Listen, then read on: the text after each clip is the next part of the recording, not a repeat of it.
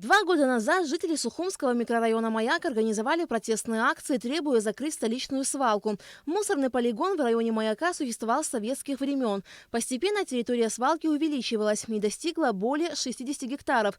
В среднем в течение месяца на Маякскую свалку вывозили до 25 тысяч кубов бытовых и строительных отходов. Так как на полигоне нет завода для переработки мусора, коммунальные службы столицы закапывали его в котлованы.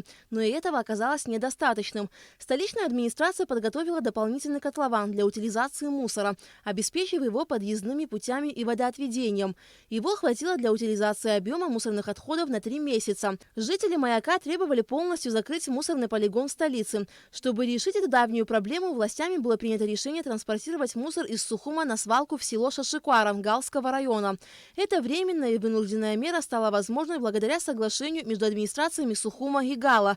Столичные отходы вывозились в Галский полигон с условием, что администрация Сухума поможет вырыть новые котлованы, а мусор, который лежит на поверхности, закопают, приведут свалку в надлежащее состояние.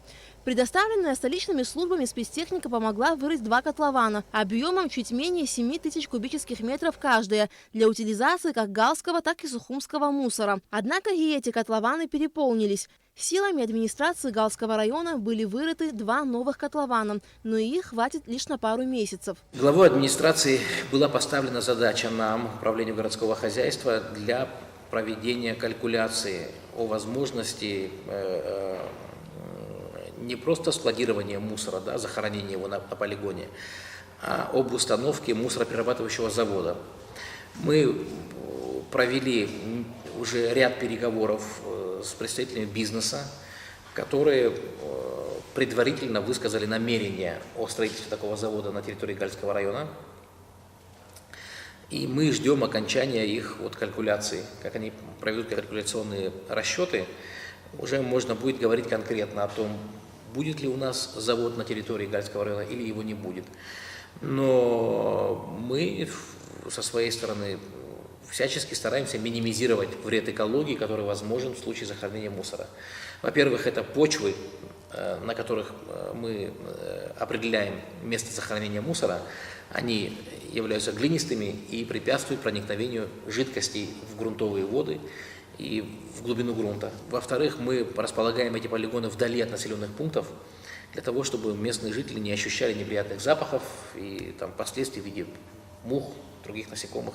Но, естественно, у нас есть мнение о том, что не стоит расширять территории полигонов, а стоит все-таки устанавливать, используя современные технологии, какие-то мусороперерабатывающие предприятия, которые нам позволят не расширять площади полигонов, а перерабатывать мусор.